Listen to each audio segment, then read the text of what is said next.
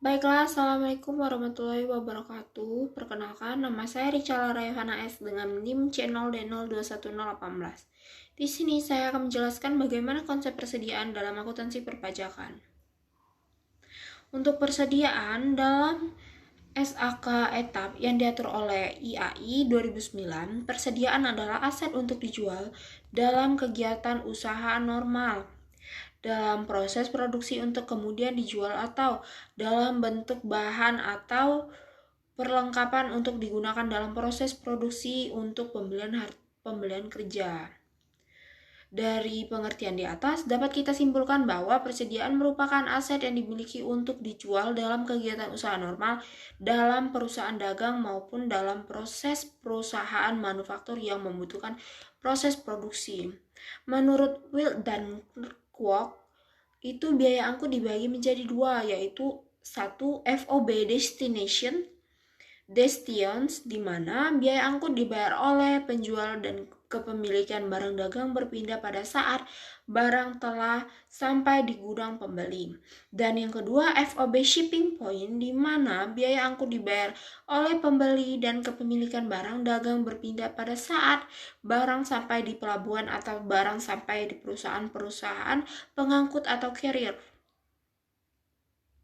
Untuk jenis persediaan ada penggadaan barang oleh perusahaan atau usaha perdagangan seperti pasar swalayan dan grosir dimasukkan untuk dijual kembali, sedangkan penggadaan oleh usaha manufaktur dimasukkan untuk diolah menjadi barang jadi sebelum dijual. Usaha manufaktur biasanya mempunyai 5 jenis persediaan, yaitu sebagai berikut.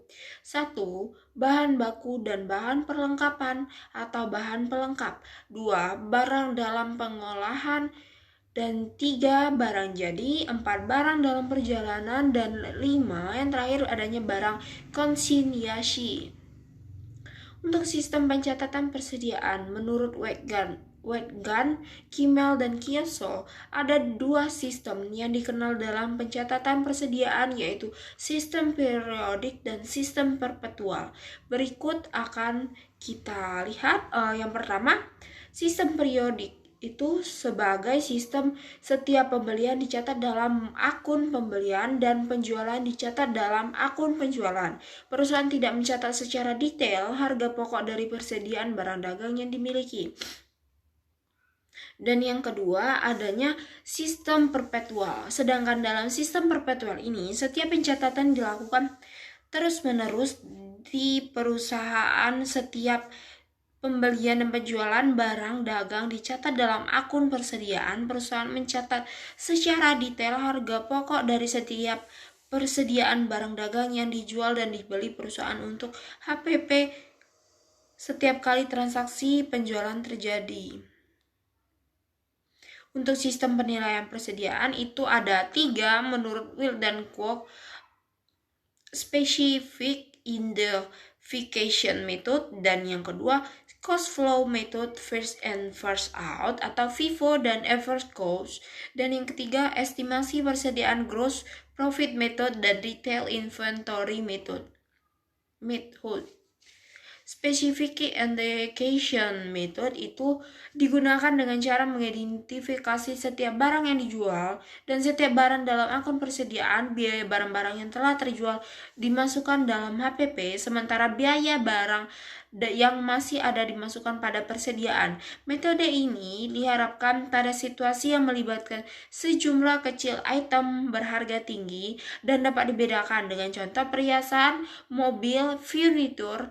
Metode ini menandingkan arus biaya dengan arus fisik, namun metode ini memiliki kelemahan, yaitu perusahaan dapat memanipulasi laba neto dan biaya yang terjadi dialokasikan sebagai atau seorang arbiter. Dan yang kedua itu adalah gross profit method. Akuntan, auditor, dan manajer sering menggunakan metode ini untuk menguji kewajaran nilai persediaan air. Selain itu, juga dapat mendeteksi kesalahan yang besar dalam menilai persediaan air.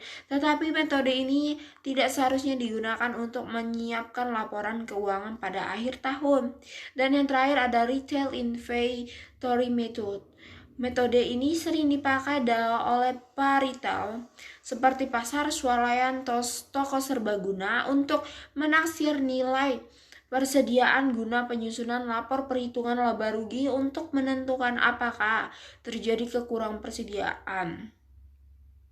Anggapan yang dipakai dalam metode ini ialah bahwa perbandingan atau rasio biaya terhadap harga retail barang yang tersedia dijual selama satu periode. Syarat yang perlu dipenuhi agar metode ini dapat dipakai adalah adanya catatan harga jual atau retail setiap barang yang dibeli.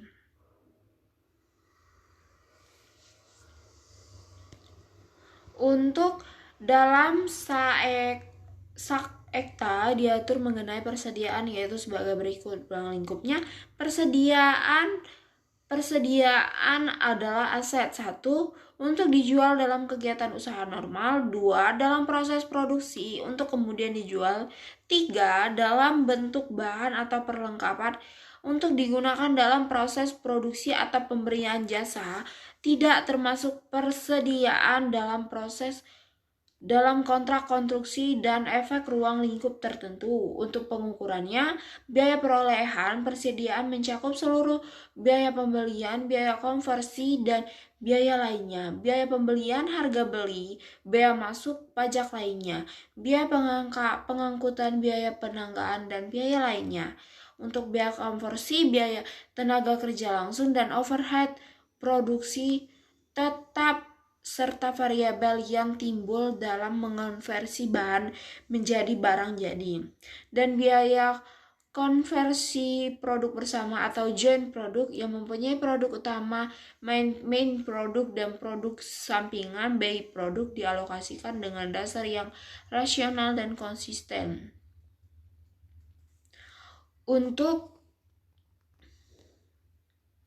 pengakuan, persediaan diakui sebagai beban periode pada saat pendapatan tidak terkait diakui. Penurunan nilai persediaan diakui sebagai beban saat terjadinya dan setiap tanggal neraca dilakukan pengujian. Pengungkapan entitas harus mengungkapkan kebijakan akuntansi yang diterapkan untuk mengukur persediaan, total jumlah tercatat persediaan, jumlah persediaan yang diakui sebagai beban selama periode, jumlah penurunan nilai persediaan dan pemulihannya yang diakui dalam laba rugi, dan terakhir jumlah tercatat persediaan yang dianggunkan. Untuk perpajakan, dalam Undang-Undang PPh Nomor 36 Tahun 2008, sistem pencatatan persediaan diatur secara jelas. Selama sistem pencatatan tersebut dapat menunjukkan kebenaran pencatatan, konsisten dan taat asas, maka ketentuan perpajakan dapat menerimanya. Sistem perpetua tidak menggunakan cara penaksiran dalam menghitung nilai persediaan, bahkan pemeriksaan masih digunakan sebagai pelengkap. Dengan demikian, sistem ini sistem ini tidak bertentangan dengan ketentuan perpajakan. Cara yang tidak sesuai dengan prinsip perpajakan adalah apabila persediaan dinilai berdasarkan penaksiran atau parkiran. Apabila contoh penilaian pemakaian persediaan yang diuraikan pada penjelasan Undang-Undang PPh Nomor 36 Tahun 2008, Pasal 10 Ayat 6 diperhatikan, maka sistem pencatatan yang diperkenalkan adalah sistem pencatatan perpetual atas dasar pertimbangan itulah dalam pedoman penyusunan laporan keuangan fiskal ditegaskan agar pencatatan sedapat mungkin dilakukan dengan sistem perpetual, akan tetapi untuk hal-hal tertentu yang karena sifatnya mengalami kesulitan dalam menggunakan sistem perpetual seperti pasal swalayan dan sistem lain dapat digunakan. Untuk ketentuan perpajakan, Undang-Undang PPh Nomor 36 Tahun 2008 menghitung penghasilan kena pajak atau PHKP harus berdasarkan data yang benar dan bukan berdasarkan penaksiran. Terima kasih, saya akhiri dengan Assalamualaikum warahmatullahi wabarakatuh. Selamat pagi.